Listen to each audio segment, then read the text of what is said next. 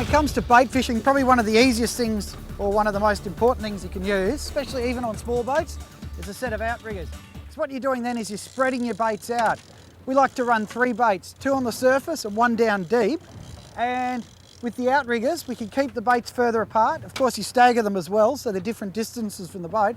And that way then, when we're on a bait school, we can do very tight turns. And so you keep your baits right on the edge of the bait school, because that's where the fish are going to be. If you drift off away from the bait school, you're really not going to catch anything, or you're going to lower your chances really.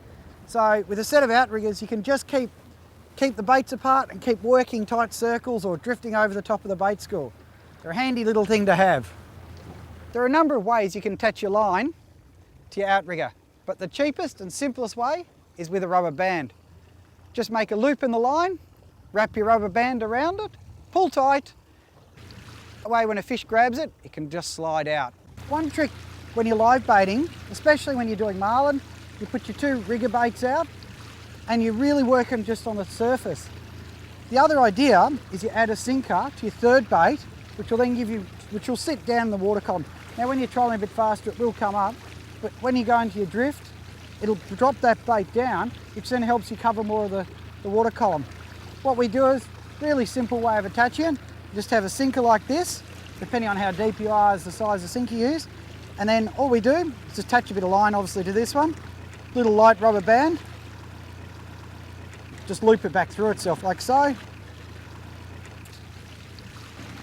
and then pull tight like that. Now where we sit it is up on the wind on, that way it's not affecting the line, scuffing it or anything like that. Just pull it tight like that, drop her down,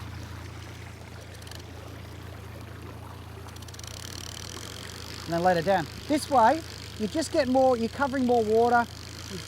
You've got 3 baits out now, 1 long on the rigger, 1 short on the rigger and 1 down deep.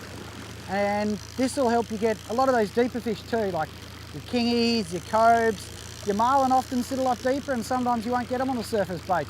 Just increases your odds.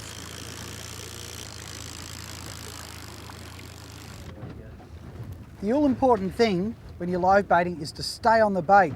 So what we're doing here is we're slow trolling up over it. We're marking it on the sounder and using the GPS to work out our drifts. We drive up over the bait, dead slow, and then we're turning around and then we're drifting back down with the bait. That way, our lines are going deeper. Obviously the 3rd bait, which is a heavy bait, with a sinker on it, is sitting right down deep, and we normally get that to sit, say we're in 50 metres here, we try and get it to sit around the 40 metre mark, or wherever we're marking the bait. The whole trick is you just keep working around it. It's a game of patience. You just keep doing it and keep doing it, because the fish will come to the bait sooner or later. So you just keep going and going and going.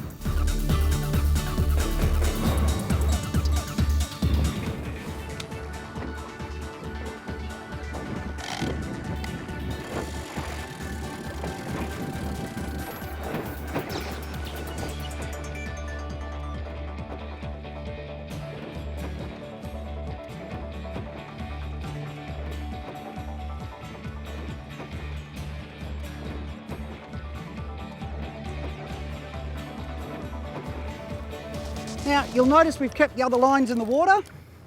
When you get a fish, a lot of people pull all the gear in. In all honesty, keep it in the water. A lot of the double hookups and triple hookups you're going to get is while you've got all the gear in the water, because that's your bite time. So, as you can see, Ian's just slowly trucking forward. And we've got Cobe coming up.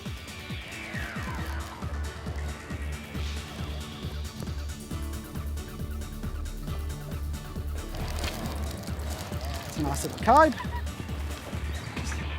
You can see how we've just kept the gear out the whole time, and there's hopefully a good chance that we'll get a double hookup out of this.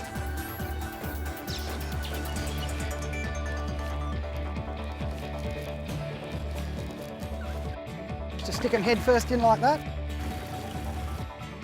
Just lift him up. Not a bad fish. You can see there, I'll pull him out for you.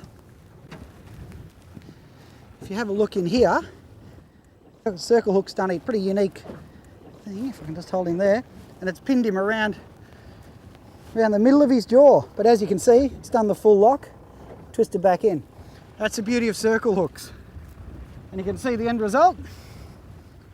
Nice, pretty cobe, around 10 kilos, I suppose. And it goes back to what I was saying before. Using a deep bait, get it down below, and just sit it down below the bait, because certainly a lot of your marlin and other pelagics will be right up next to the bait, but some of the guys, like your cobia, your kingfish, which you've all seen underwater on the camera, will come up and sit underneath the bait. So it's about increasing your odds. Beautiful.